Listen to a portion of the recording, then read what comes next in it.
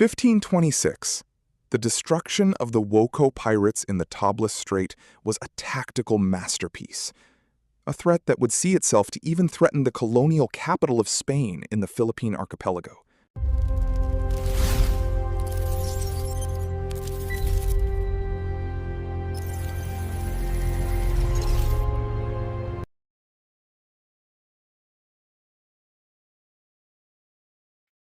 But in the grand halls of Beijing, victory is viewed through the lens of threat.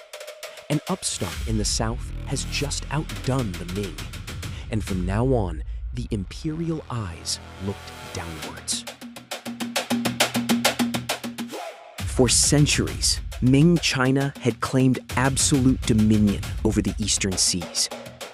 Under the strict Haijin sea bans, private maritime trade was punishable by death, forcing all commerce into the rigid, humiliating channels of imperial tribute. This kept the imperial Ming to control trade, maritime navigation, and also monopolies.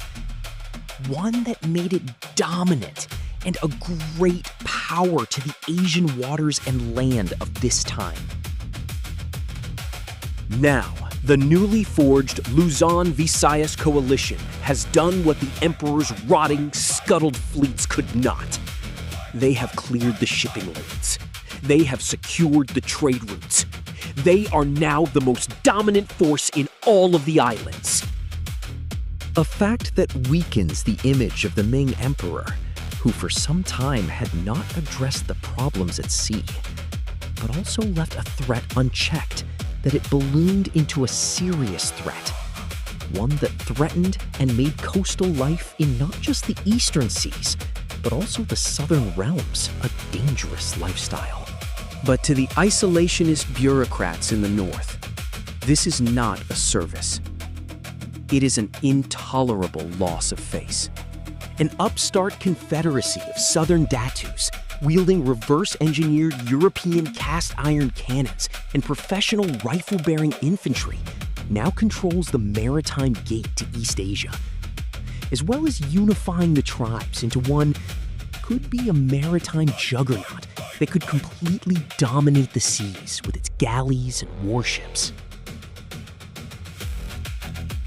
Plus, with raids from the Visayas, who at this timeline had prioritized hitting their steel production, had shown just how devastating these unifying raiders could be for the imperial throne's coastal assets. The Ming Navy, having systematically burned its own legendary treasure fleets decades ago, has no physical means to enforce its will against the coalition's Class I Caracoa carracks, nor muster up a marine force that could match the newly formed Mactan Ghost Force Marines and their amphibious capabilities and their weaponry. So the imperial diplomats resorts to its oldest weapon, diplomacy through intimidation. An imperial decree is dispatched to Manila Bay. The demands are absolute. Raja Matanda must dismantle the coalition's heavy warships, hand over the secret blueprints of the Astinggal V3 rifle, and deliver the rebel Datu Horizon Actual to Beijing in chains. If they refuse, the coalition will face a total imperial trade embargo, cutting off the lifeblood of Luzon's merchant economy. An outcome that might spell the end of the unprecedented economic miracle the various barangays and datus are now starting to enjoy due to the safety that Datu Horizon and his men are maintaining.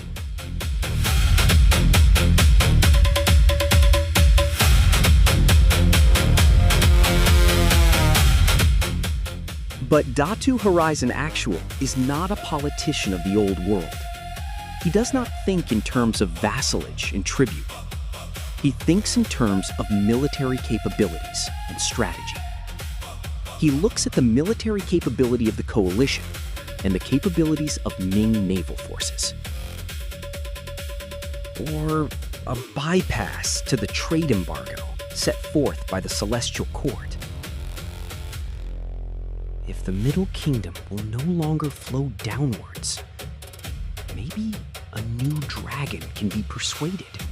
While Beijing fumes, Sengoku-era Japan is fractured by the endless bloody wars of the warring states.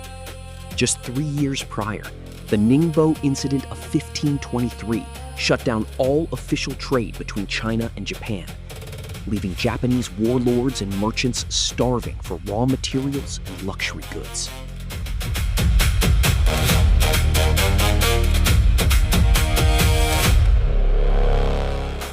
While the Ashikaga shogunate still remains in power, the political environment in Japan is still volatile and unstable, a fact that could allow for more ambitious daimyos to seek new allies now that trade with China has been severed. For the independent merchant guilds of Sakai, the arrival of the coalition is the opportunity of a lifetime. With no Ming Navy capable of policing the East China Sea or the West Philippine Sea, the shipping lanes between Luzon and Western Japan are wide open.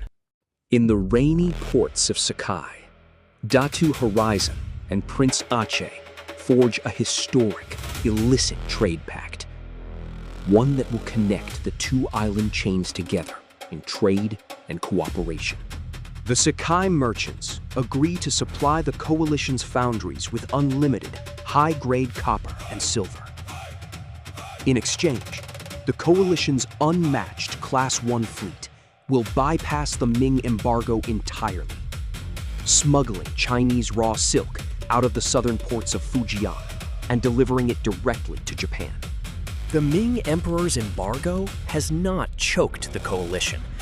It has simply forced them to look anew to the land of the rising sun, all in hopes of getting a new, more robust and secured trading partner.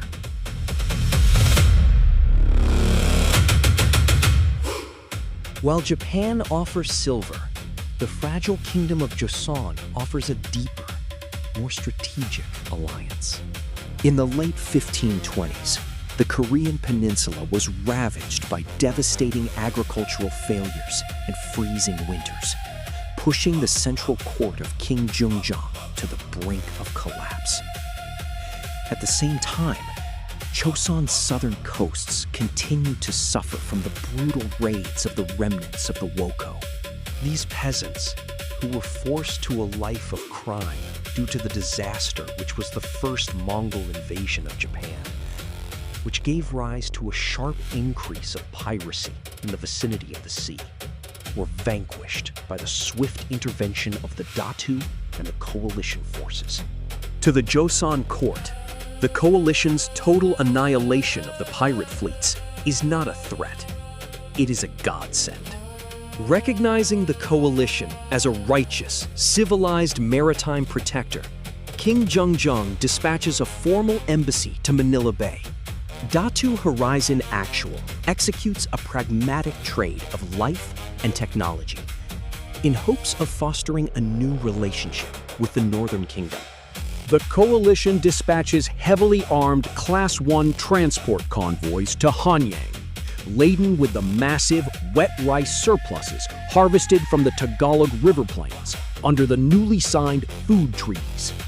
In exchange, Joseon's desperate but brilliant military engineers share their prized, closely guarded secret: the chemical formulas for high-nitrogen gunpowder propellants and the mechanical blueprints for early multi-rocket artillery.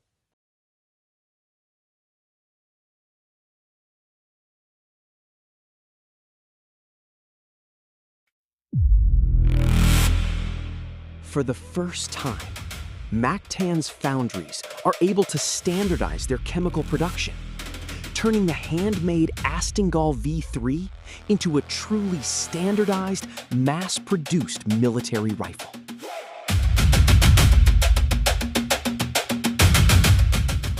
By 1527, the northern chessboard was set.